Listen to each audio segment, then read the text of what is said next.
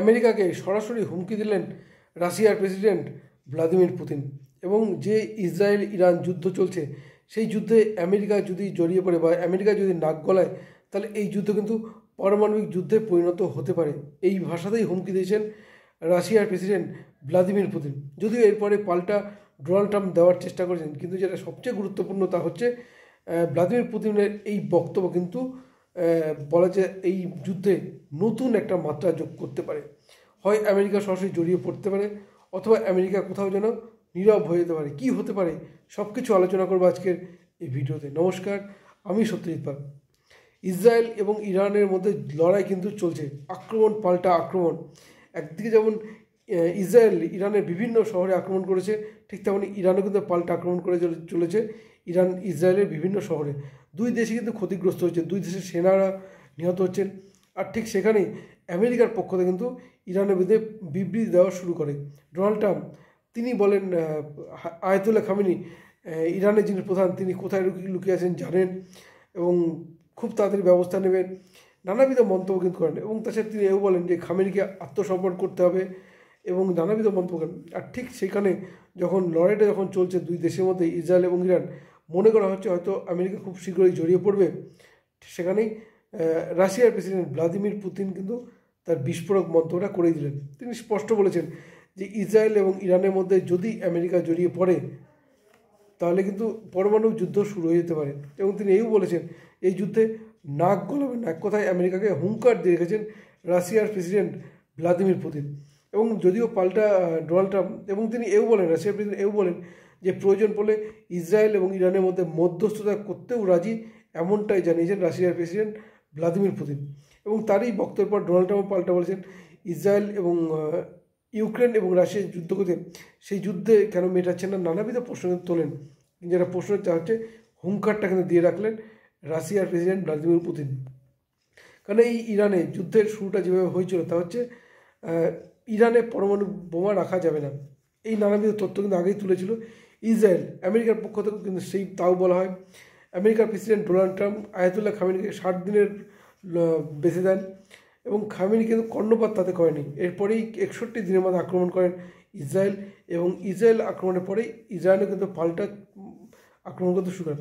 এবং ঠিক সেখানেই আমেরিকা কিন্তু হুঙ্কার ছাড়তে শুরু করেন আয়াতুল্লাহ খামেনির বিরুদ্ধে, ইরানের বিরুদ্ধে নানাবিধ মন্তব্য কিন্তু করতে থাকেন। কিন্তু মন্তব্যগুলো এখনও কিন্তু যুদ্ধের সেবায় জড়ায়নি। এবং এই যুদ্ধের কথা মাথায় রেখে G7 বৈঠক ছেড়ে বেরিয়ে এসেছিলেন আমেরিকার রাষ্ট্রপতি ডোনাল্ড ট্রাম্প। কিন্তু যুদ্ধ কিন্তু চলছে, কিন্তু আমেরিকা কোনো মতেই যুদ্ধে কিন্তু এখনও অংশগ্রহণ করেনি।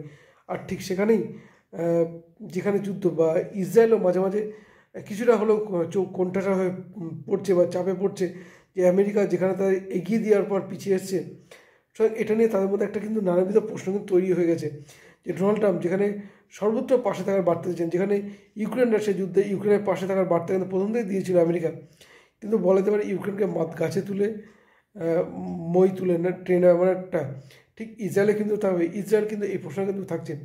কিন্তু যেটা মূল প্রশ্ন তা হচ্ছে এই যুদ্ধের আবহে যখন আমেরিকা জড়িয়ে পড়বে কিনা বা আমেরিকা প্রস্তুতি নিচ্ছে কিনা। কারণ তিনি আসিফ মুনিকে ডাকছেন যে ইরানের সাথে যুদ্ধ করতে পাকিস্তানের সীমানা ব্যবহার করবেন কিনা, নানাবিধ প্রশ্ন করতে হয়। আর ঠিক সেখানেই ভ্লাদিমির পুতিন কিন্তু হুঙ্কারটা দিয়ে রাখলেন আমেরিকার প্রেসিডেন্ট ডোনাল্ড ট্রাম্পকে। সরাসরি একদম প্রকাশ্যে হুমকি যে এই ইসরায়েলে বা ইরানের সঙ্গে যে যুদ্ধ হচ্ছে, সেই যুদ্ধ দুই দেশে থাকলে কোনো তাদের সঙ্গে মধ্যস্থতা করতে রাজি। কিন্তু যেটা বলেছেন তা হচ্ছে এই ইরানে পরমাণু বিস্ফোরণ তৈরিতে রাশিয়া সরাসরি যুক্ত। রাশিয়ার একাধিক বিজ্ঞানী কিন্তু রয়েছেন ইরানে, এবং তাদের যদি কোনো ক্ষতি হয় তাহলে কিন্তু রাশিয়া চুপ করে বসে থাকবে না। এবং ইরানে যদি আমেরিকা যদি কোনো মতে এই দুই দেশের মধ্যে বা ইসরায়েল ইরানের মধ্যে যুদ্ধ, সেই যুদ্ধে যে আমেরিকা ঢুকে পড়ে, তাহলে তো রাশিয়াও তাহলে চুপচাপ বসে থাকবে, হাত ঘুরিয়ে বসে থাকবে না। এবং তিনি এও বলেছেন ইরান তাদের বন্ধুরাষ্ট্র, তার মধ্যে একটা পারমাণবিক চুক্তি রয়েছে, নানাবিধ প্রসঙ্গে তুলেন। ফলে এই রাশিয়ার ভ্লাদিমির পুতিনের এই হুঙ্কার এই ইউক্রেন রাশিয়ার যুদ্ধে কিন্তু নতুন মাত্রা যোগ করতে পারে।